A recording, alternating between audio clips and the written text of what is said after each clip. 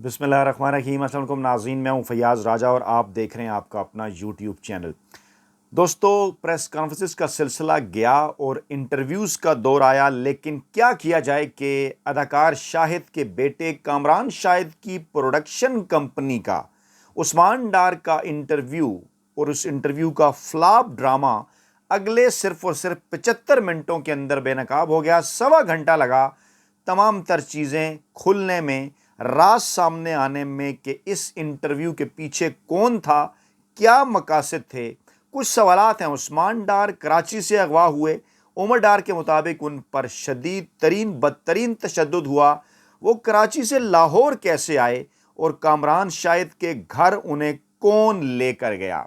कुछ अहम तरीन सवालों के जवाब आपके सामने रखेंगे, लेकिन हैरान कुन तौर पर अदाकार शाहिद का बेटा होने के बावजूद कामरान शाहिद की प्रोडक्शन कंपनी का ये जो ड्रामा था, यार कहा यह जाना चाहिए कि प्लान तो कुछ अच्छा कर लेते। एक अदाकार के बेटे हो, बल्कि ये भी कहा जाता है कि अदाकारा के भी बेटे हो, तो प्लान अच्छा नहीं कर सके, मुकम्मल तौर पर राज फाश हो गए और कुछ डिफरेंट चीज़ें आपको बता रहे हैं। अदाकार शाहिद भी इनके मुतल्लिक क्या कह रहे हैं वो भी हम आपके सामने रखते हैं, वो क्या इंकशाफ कर रहे हैं, और बल्कि वहीं से स्टार्ट करते हैं। पहले आपको बताते हैं कि केस इन्होंने क्या बिल्ड किया, फिर 1 2 3 4 5 तमाम तरह पॉइंट आपके सामने खोलते हैं। केस जनाब इस वक्त माफिया हैंडलर्स और सहूलतकार, गौर से ज़रा सुनिएगा, माफिया हैंडलर्स और सहूलतकार जो है वो साइफर ऑपरेशन और 9 मई का वाक़या, इन दोनों मामलात के ऊपर इमरान खान को सज़ा सुनाकर, सज़ा देकर पाकिस्तानी सियासत से आउट करना चाहते हैं, क्योंकि तमाम तर सर्वेज इस बात की जानिब इशारा कर रहे हैं कि जनाब अगर इमरान खान ने इलेक्शन में हिस्सा लिया तो फिर बिलाशुबा 2/3 अक्सियत है। तमाम चीज़ें, तमाम मनसूबे इनके मुकम्मल तौर पर नाकाम हो चुके। अब गुज़श्ता चंद दिनों से जो इनकी कोशिश जारी थी इमरान खान के साथ डील करने की, वह नाकाम हुई। खान ने इनकार किया। उसके बाद आपने देखा कि साइफर के मामले के ऊपर जनाब कहा जाता है कि जनाब आप इमरान खान के ऊपर केस चलेगा और इन कैमरा चलेगा, और आप 9 मई के अंदर भी बीच में, क्योंकि ये दोनों मामलात मैं बार बार आपको कह रहा हूँ कि साइफर और 9 मई, इमरान खान इन दोनों के ऊपर डटे हुए हैं और कह रहे हैं जनाब कमीशन बनाएं, वहाँ पर सबूत सामने रखेंगे। केस उन्होंने बिल्ड किया कि चेयरमैन PTI ने 9 मई के जो वाक़यात हैं उनकी उन्होंने प्लानिंग की। फिर उन्होंने इल्ज़ाम लगाया जनाब के पार्टी के अंदर 2 ग्रुप बने हुए थे, कुछ लोगों का उन्होंने इसके अंदर नाम भी लिया, आगे चलकर आपको बताते हैं। फिर उन्होंने कहा जनाब कि अक्टूबर 2022 का जो पाकिस्तान तहरीक इंसाफ का धरना था वो जनाब आसिम मुनीर साहब की तैनाती रोकने के लिए था। अब आपको याद होगा अच्छी तरह से, तैनाती से पहले इमरान खान आए, वापस चले गए। आरिफ अलवी साहब ने इसके अंदर किरदार अदा किया। उनकी तैनाती में इमरान खान से पूछा भी, वो लाहौर भी गए, तमाम तर चीज़ें, फिर इमरान खान का बयान भी आया। और अगर इतने ये बड़े इनकलाबी थे, अगर ये बात सच है कि ऐसा था, तो फिर उस्मान डार साहब ने ये इंकशाफ उस वक्त क्यों नहीं किया। और दूसरा उन्होंने कहा जनाब कि 9 मई के वाक़यात का मकसद है हमलों का कि जनरल आसिम मुनीर को ओहदे से हटाया जाए। क्या इस तरह से हो सकता है? क्या कोई दुनिया की तारीख़ में या पाकिस्तान की तारीख़ में ऐसी कोई बात मौजूद है कि फ़ौज अगर ख़ुद डिवाइडेड ना हो या कोई अंदर से ऐसी कार्रवाई ना हो, तो कोई जो शख्स वज़ीर-ए-आज़म भी ना हो वो इस तरह से, क्योंकि माजी में तो हमें पता है ना कि नवाज शरीफ ने कैसे उतारा और किस तरह से किया जनरल मुशर्रफ के साथ, लेकिन क्या इमरान खान इस किस्म के कोई काम कर सकते थे? बड़ा ही हैरान कौन है। खैर, उन्होंने फिर अपना बताया जनाब कि बड़ा स्याह धब्बा था, और फिर उन्होंने कहा कि हमाद अज़हर, मुराद सईद, आज़म स्वाति, फ़रख हबीब फ़ौज मुखालिफ थे और जनाब वो चेयरमैन PTI के करीब भी थे। जबकि अपना उन्होंने बताया कि मैं, असद उमर और दीगर लोगों को उन्होंने नाम लिया कि नहीं जनाब मैं तो कह रहा था कि नहीं इस तरह का ना करें। और फिर जनाब लाखों लोग इमरान खान से मुतासर थे, शुक्र है उन्होंने ये बात मानी। और फिर उन्होंने कहा जी मैं तहरीक इंसाफ छोड़ता हूँ और तीनों बड़ी जमातें मुल्क के लिए सोचें। सोच भी छोड़ भी रहे हैं और फिर कह रहे हैं तीनों बड़ी सियासी जमातें मुल्क के लिए सोचें। अब इसका तिया पांचा हम आपके सामने करते हैं। पहले मैं थोड़ा सा आपको बैकग्राउंड बताता हूँ, ये ज़रा आपने गौर से सुनना है कि क्या फरमा रहे हैं मौसूफ अदाकार शाहिद, क्योंकि ये शाहिद साहब की हवेली के अंदर इंटरव्यू हुआ और ये उस्मान डार साहब कैसे वहाँ पहुँचे, इस हवेली से किस किस का ताल्लुक़ रहा, ये इन्होंने अपने वालिद साहब से ख़ुद पूछा है। ये ज़रा गौर से सुने, कुछ दिलचस्प इंकशाफात हैं इस हवेली के हवाले से, फिर चीज़ें आपके सामने रखते हैं, गौर से सुनिएगा।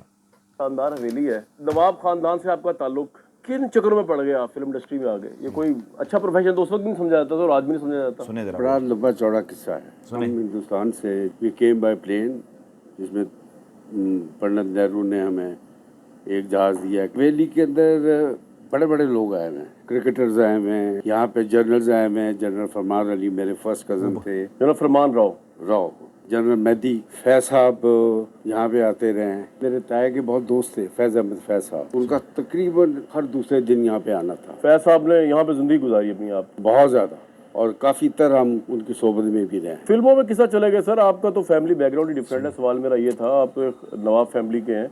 ये उस जमाने में भी शुरफा का काम नहीं समझा जाता और आज भी डाउटफुल सही है फिल्म इंडस्ट्री। जब मैंने फौज का सोचा कि मैं फौज में जाऊंगा, तो फौज में तो नहीं जा सका। एक प्रोड्यूसर साहब से मुलाकात हुई, उनका नाम अब्बास नौशाद साहब। दो चीज़ें इसके अंदर हैं कि राव फरमान अली साहब इनके फर्स्ट कज़न यानी कामरान शाहिद साहब के चचा, कामरान शाहिद साहब भतीजे फ़ौजी जर्नैल के, और फिर शाहिद साहब फरमा रहे हैं कि वो फ़ौज में जाना चाहते थे। किस तरह से कामरान शाहिद साहब पाकिस्तानी सहाफ़त के अंदर आए, हमें अच्छी तरह से इस बात का अंदाज़ा है। कामरान शाहिद साहब भी कहीं और जाना चाहते थे, खैर, और उन्होंने कहा नवाब फैमिली, नवाबी शौक़ थे खैर इनके भी, कामरान शाहिद साहब के भी, इन पर फिर कभी बात होगी। लेकिन सरेदा से सवेली का मैंने आपको बैकग्राउंड दिखाया है और मैंने बताया है कि वो क्या फरमा रहे हैं, उनका ख़ानदान किस किस्म का, कैसा उनका ताल्लुक़, कौन कौन यहाँ पे आता था, क्या था, ये आप ज़रा बैकग्राउंड जहन में रखें। और उसके बाद फिर ये एंट्री ज़रा देखिए जो इस प्रोग्राम के अंदर उस्मान डार साहब ने मारी है। ज़रा गौर से सुनिए, फिर मैं चीज़ें कुछ आपको रजिस्टर करता हूँ, आपको बताता हूँ। ये देखिए कामरान शाहिद के शो में उस्मान, अदाकार का बेटा, लेकिन अदाकारी को अच्छी नहीं कर सका, ओवर एक्टिंग इसके अंदर साफ नज़र आ रही है। अब ज़रा एंट्री चेक कीजिए। मतलब पहले सवाल तो ये है कि ये उस्मान डार साहब सबको पता है कराची से अगवा हुए, उसके बाद उमर डार बताते रहे कि इनके ऊपर बदतरीन तशद्दुद, फिर ये कराची से लाहौर कैसे पहुंच जाते हैं यहाँ पे इस शानदार हवेली में जो उनके पुरखों की है, जिसका मैंने आपको बैकग्राउंड भी बताया, और फिर उनके घर इन्हें कौन लेकर जाता है, ये सवालिया निशान है ना। वैसे तो हामिद मीर साहब जैसे लोग उसामा बिन लादेन का इंटरव्यू नहीं कर लेते ना, आपको पता है कैसे वो वहाँ तक पहुँचते हैं, या कामरान शाहिद साहब जैसे लोग बकौल कह रहे हैं पूरी दुनिया इनके पीछे लगी है पुलिस और मैंने इनका इंटरव्यू कर लिया, तो मतलब लोग बेवकूफ़ थोड़े हैं कि ये कहाँ पे थे और कहाँ से आए। और फिर वो कह रहे हैं जनाब ये बड़े ऐसे इंकशाफ, यानी इंटरव्यू से पहले कैसे इन्हें पता था ये बड़े इंकशाफ करेंगे, ट्वीट करके भी शाम को उन्होंने बताया, यानी प्लान था ना सारा। अगर इन्होंने कुछ दिन पहले किया तो फिर उस वक्त ही मुलाकात हुई ना जब वो उनके घर आए। फिल्मों की तरह, ड्रामों की तरह इनकी एंट्री हुई, तो इंटरव्यू से पहले कैसे पता था आज ये इंकशाफ करने जा रहे हैं बहुत बड़े। तो बाकायदा तौर पर एक पूरा प्लान था। लेकिन मैंने कहा ना अच्छी प्रोडक्शन कंपनी नहीं थी। शायद साहब हो सकता है अदाकार अच्छे हों, लेकिन वो भी कोई अच्छी प्रोडक्शन कंपनी के मालिक नहीं थे। और यही किया मौसूफ़ कामरान शाहिद साहब ने भी। और फिर इसका एक पूरा बैकग्राउंड जो उन्होंने बताया, हमारा ख़ानदान, मेरे वालिद साहब कहाँ जाना चाहते थे, मेरे यहाँ इस हवेली में कौन कौन आता था। अच्छा, ये तो होंगी जनाब इस इंटरव्यू की चीज़ें, और आपको पता चल गया होगा कि बाकायदा तौर पर पूरा ये एक स्टेज ड्रामा है और जिसको पूरे तरीके से स्टेज किया गया। अब इसके अंदर कुछ मज़ीद चीज़ें हैं।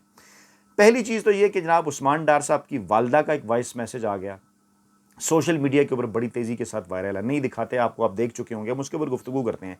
एक तो उन्होंने वाजे किया, उन्होंने कहा कि ख्वाजा आसफ़ ने गन पॉइंट पर यह सब कुछ करवाया। डेफिनेटली आपको याद है कि ख्वाजा आसफ़ किन को फ़ोन कर रहे थे, मुझे इलेक्शन जिताएं 2018 में, साबिक वज़ीर दफ़ा हैं। क्या उनके वालिद साहब का ताल्लुक़ रहा जर्नैलों के साथ, ख्वाजा सफदर का जनरल ज़िया के साथ, क्या हिस्ट्री है ख्वाजा साहब की, सब जानते हैं। और अंदाज़ा है अच्छी तरह से कि किस तरह से ये सारा मामला हुआ। और उन्होंने, उनकी वालदा ने कहा जनाब कि उस्मान डार ने सियासत छोड़ी है, मैंने सियासत नहीं छोड़ी और मैं तुम्हारा मुकाबला करूंगी मैदान के अंदर। और फिर एक ट्वीट भी आया शहबाज गिल साहब का, उन्होंने कहा कि मोने सलाई की वालदा हों या अलीमा ख़ान हों या बुशरा बीबी हों या उस्मान डार की वालदा हों, इन सब को आप टिकट दिए जाएं। इसके ऊपर भी आप कमेंट कीजिएगा। उन्होंने कहा माओ बहनों को इलेक्शन के अंदर आप टिकट दिए जाएं और मुकाबला किया जाए इस जुल्म का, इस फाशिज़म का। आपने इसके ऊपर कमेंट भी करना है, आपने बताना है कि क्या ये उनकी राय ठीक है और क्या वाकई जो है वो ऐसा किया जाना चाहिए इन तमाम तर लोगों का जो है वो मुकाबला करने के लिए जो इस वक्त पाकिस्तान के अंदर मुकम्मल तौर पर फाशिज़म के ज़िम्मेदार हैं। और पाकिस्तान तहरीक इंसाफ के कारकुनान हों या रहनुमा हों या आम आवाम हों, पूरी इनकी ये कोशिश है कि किसी न किसी तरीके से इनको एलिमिनेट कर दिया जाए। अच्छा, अब इनके इंटरव्यू के अंदर जो चीज़ें हैं उसके ऊपर आ जाते हैं। इन्होंने कहा जी इमरान खान जो है वो 9 मई के वाक़यात के ज़िम्मेदार थे। अच्छा, अब इसके ऊपर मुझे बड़ी हंसी आती है। मतलब मैं बड़ा सोचता हूँ कि जनाब 9 मई का मास्टरमाइंड इमरान खान था। अब ज़रा सोचें, और इमरान खान ने प्लानिंग की थी कि वो इस्लामाबाद हाई कोर्ट आएंगे, फिर उन्होंने प्लानिंग की थी कि मुझे वहाँ से आप अगवा करना, फिर उन्होंने प्लानिंग की थी कि मेरी ज़ख्मी टांग के ऊपर लाते मारना, और फिर मुझे कॉलर से घसीट कर जो है वहाँ से पकड़ कर मुझे ले जाना। वो कहते हैं ना कि यार मजाक तो कोई चजदा कर लिया करो, मतलब थोड़ा सा कोई स्टेज तो कोई ड्रामा तो अच्छी तरह से आप बना लेना। आप कह रहे हैं 9 मई के, वो तो 9 मई को गिरफ्तार थे, ठीक है जी। और वो जो कुछ हुआ, इमरान खान कह चुके हैं फॉल्स फ्लैग ऑपरेशन, उसके मेरे पास सबूत मौजूद हैं। ये सब कुछ हम देखते रहे जनाब। पहले भी तारीख़ पढ़ें, हिस्ट्री पढ़ें, किस तरह से 70 की दहाई के अंदर और 90 की दहाई के अंदर भी गवाहान मिल जाया करते थे। इसी तरह से कामरान शाहिद साहब जैसे टाउट हुआ करते थे, जो ये सारा काम किया करते थे, माजी के अंदर भी अब भी कर रहे हैं। वाज़े किया जनाब। और अच्छा, मैं आपको ये बताऊं कि आप सिर्फ ये आपने ज़हन में रखना है कि ये जो कामरान शाहिद साहब हैं, ये असल में कौन है। इन्वर्टेड कामा के अंदर ये है। और अदाकार शाहिद का बेटा होने के बावजूद आपने देखा कि कामरान शाहिद की जो ओवर एक्टिंग थी वो अरूज पर है। जो इल्ज़ाम लगाया उस्मान डार में, उस पर अमाद अज़हर का बयान भी आ गया। उन्होंने बिल्कुल कहा कि ये नहायत ही फजूल बात है, और फिर उन्होंने कहा कि वो तहरीक इंसाफ के अंदर ही रहेंगे उस्मान डार। उनको इस बात का पता है कि उनके ऊपर किस हद तक जो है वो कितना दबाव है। पार्टी के लीडर थे और रहेंगे, पता नहीं उन पर कितना जुल्म हुआ। और ये फजूल बात है कि 2 ग्रुप्स थे और मुझे एक्सट्रीम व्यू ग्रुप में रखा गया। और मैं अल्लाह को अज़र नाज़र जानकर कहता हूँ कि इमरान खान ने मेरे सामने कभी फ़ौजी तनसीबात बारे कोई गुफ्तगू नहीं की। ये गैर ज़िम्मेदाराना बयानियाँ बनाने की कोशिश की जा रही है।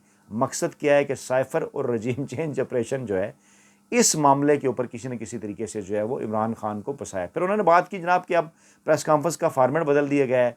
अगवा हो या गिरफ्तार कैदी अब चाय की प्याली और एंकर के साथ किसी घर में बैठेगा, स्क्रिप्ट वही पुराना होगा, और हम सोच भी नहीं सकते कि उस्मान डार के साथ हुआ क्या होगा। अच्छा, अब क्योंकि सब कुछ देखें ना, पहले हुआ करता था अगवा बराए तावान, अब हो रहा है अगवा बराए बयान।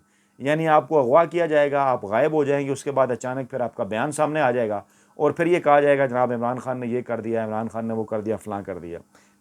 अच्छा, अब स्क्रिप्ट आपको अच्छी तरह से अंदाज़ा है, वही पुराना है, डायरेक्टर्स प्रोड्यूसर्स इसके नए हैं, लेकिन आप जो पाकिस्तानी अवाम है ना, आपको अच्छी तरह से इस बात का अंदाज़ा हो चुका है। कुछ हम मज़दूर साफ़ियों की रिसर्च से जो आपके सामने रखते हैं, माशाल्लाह आप ख़ुद भी तमाम तर चीज़ों के ऊपर गहरी नज़र रखते हैं। आपने कमेंट करना है इस मामले के ऊपर, वायरल करना है, शेयर करना है इन वीडियोज़ को। ये मैंने चीज़ें जो आपके सामने रखी हैं ना, एक एक करके ये सारे सबूत जो उनका बांटा, जो वीडियोज़ आपको दिखाई कि कौन है इस सारे मामले के पीछे, किन का वो जिक्र कर रहे हैं, किन से उनका ताल्लुक़ है। कमरान शाहिद साहब की एंट्री, शाहिद साहब कहाँ जाना चाहते थे, कहाँ आ गए, इनकी हवेली में कौन कौन आया करता था, किन किन का उन्होंने जिक्र किया फ़खरिया के कौन मेरे रिश्तेदार हैं, और फिर कमरान शाहिद साहब का ताल्लुक़, और फिर एंट्री, और फिर वो मान रहे हैं जनाब हम तो बड़ा सपोर्ट किया करते थे और फिर अब ये हो गया, वो हो गया, फलां हो गया। यानी ये एक पूरी कहानी उन्होंने बनाई, लेकिन ओवर एक्टिंग जो थी उन्होंने उसे मरवा दिया। और यकीनन अब अदाकार शाहिद साहब भी सोच रहे होंगे कि यार ये मेरा बेटा है, लेकिन इसने कर क्या दिया है, इसकी ओवर एक्टिंग ने सारा मामला जो है वो बिगाड़ कर रख दिया है। ज़रा ज़्यादा जो जज्बाती हो गए ना रेटिंग शेटिंग और बाकी काम करने के लिए। तो खैर, मुकम्मल तौर पर जनाब ये ड्रामा हो चुका है फ्लॉप। इस ड्रामे को फ्लॉप होने में 1 घंटा भी नहीं लगा और तिया पांचा कर दिया इसका पाकिस्तानी अवाम ने। सोशल मीडिया के ऊपर तमाम तर चीज़ें खोल कर रख दी। इसलिए अब आपसे गुजारिश है कि कोई नया ड्रामा लेकर आएँ, कोई नया किरदार लेकर आएँ, कुछ नया करें, क्योंकि ये पाकिस्तानी अवाम अब इमरान खान का साथ छोड़ने को तैयार नहीं है।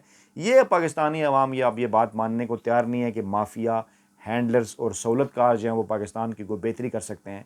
उन्हें इस बात का अंदाज़ा है कि इमरान खान डटा हुआ है, हम उसके साथ हैं, हम उसके साथ होंगे। इमरान खान इलेक्शन जीतेगा, वही पाकिस्तान को आगे लेकर जाएगा। और वीडियो के आखिर में इन तमाम तर चीज़ों के साथ आज इमरान खान की सालगिरह है। माशाल्लाह इमरान खान 71 बरस के हो गए। सेहत और ज़िंदगी तंदुरुस्ती वाली उसके लिए दुआएं हैं। आप भी अपनी दुआ में उन्हें याद रखें। नई वीडियो के साथ जल्द हाजिर होंगे। अल्लाह ने के बाद।